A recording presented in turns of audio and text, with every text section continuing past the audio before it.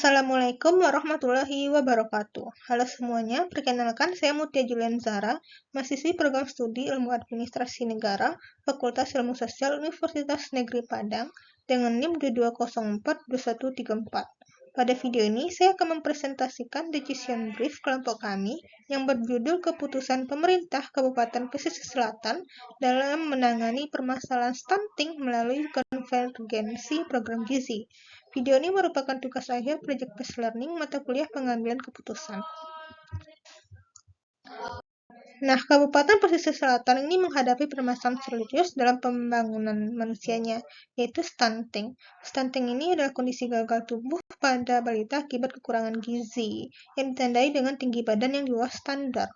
Berdasarkan survei status gizi Indonesia (SSGI) tahun 2024, prevalensi stunting di Kabupaten Pesisir Selatan mencapai 20,5%. Hal ini masih jauh dari nasional sebesar 14%, sebagaimana ditetapkan dalam Peraturan Presiden Nomor 70 Tahun. Nah, selain ini sekedar isu kesehatan, ada 3 dimensi utama penyebabnya, yaitu yang pertama dari sisi ekonomi. Sekitar 31% balita berasal dari keluarga prasejahtera yang terbatas dalam DTKS sehingga kemampuan memenuhi kebutuhan pangan bergizi sangat terbatas. Yang kedua, dari sisi kesehatan, cakupan posyandu aktif baru mencapai 60%, belum merata ke seluruh wilayah.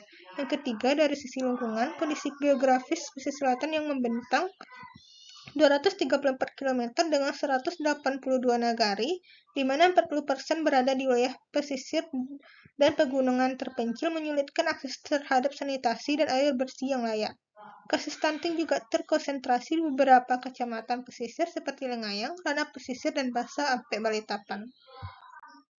Berdasarkan kondisi tersebut, rumusan masalah keputusan yang kami analisis adalah alternatif model intervensi apakah yang paling tepat bagi pemerintah Kabupaten Pesisir Selatan untuk mempercepat penurunan prevalensi stunting secara efektif, efisien, berkelanjutan, dan dapat diterima secara sosial politik dalam periode 2024 sampai 2026.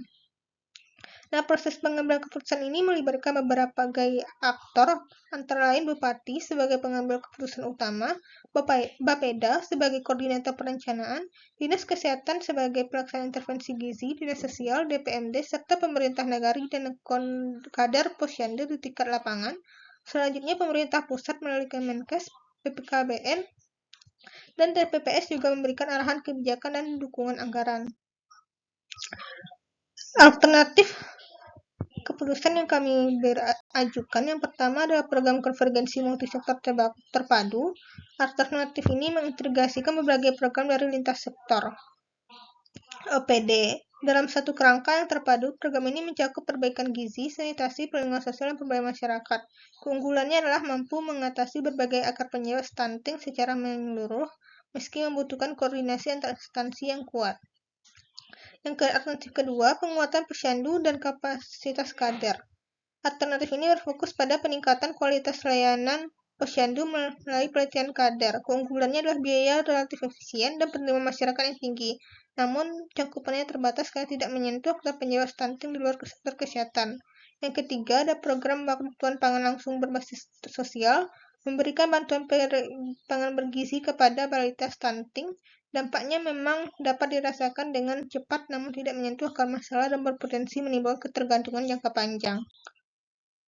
Nah, untuk membandingkan ketiga alternatif ini, kami menggunakan teknik matriks berkeputusan berbobot dengan perkiraan penilaian, yaitu hasilnya itu dinilai dengan skala 1 sampai 5. Hasilnya A1 memperoleh total skor 4,05 dengan efektivitas tertinggi yaitu 5. Alternatif 2 memperoleh skor 4,20. Alternatif 3 memperoleh skor 2,75. Meskipun A2 memperoleh skor matrik yang lebih tinggi, pertimbangan lebih lanjut tentang kedalaman, dampak, dan keberlanjutan program menjadi dasar pertimbangan rekomendasi akhir kami. Nah, selanjutnya analisis risiko. Setiap alternatif juga kami analisis risikonya dari 4 dimensi, yaitu risiko biaya, sosial, politik, dan pelayanan. Alternatif 1, risiko biayanya sedang, risiko sosialnya rendah, risiko politiknya sedang karena memerlukan koordinasi antar kepala dinas. Risiko pelayanan pun rendah karena jangkauannya luas hingga ke negari terpencil. Risiko koordinasi ini dapat diminimalkan dengan penguatan regulasi melalui peraturan bupati dan sistem monitoring terpadu. Alternatif kedua memiliki profil risiko rendah hampir di semua dimensi kecuali risiko pelayanan yang sedang karena bergantung pada wilayah ke paling tinggi secara keseluruhan. Karena biaya tinggi, beban anggarannya berulang. Risiko politik tinggi, rawatnya bukan.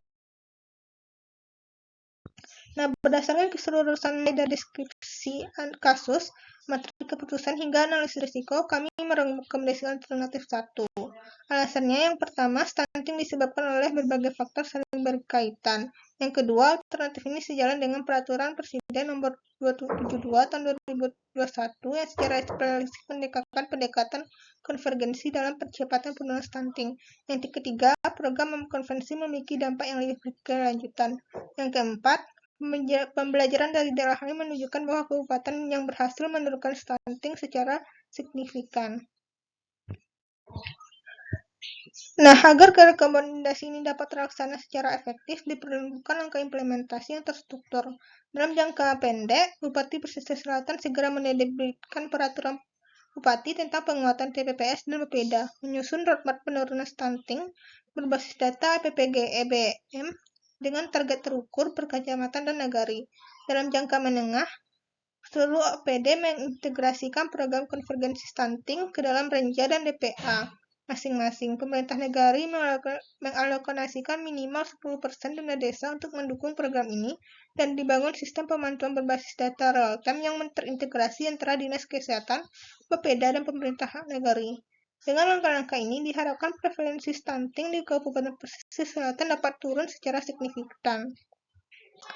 Nah, demikianlah presentasi video saya mengenai decision brief analisis keputusan penanganan stunting di Kabupaten Pesisir Selatan. Untuk merangkum masalah stunting yang kompleks membutuhkan solusi yang juga komprehensif. Program konvergensi multisektor terpadu hadir sebagai jawaban yang paling tepat dalam mengatasi akar masalah sejalan dengan kebijakan nasional berkelanjutan dalam dampaknya. Terima kasih telah menyimak. Wassalamualaikum warahmatullahi wabarakatuh.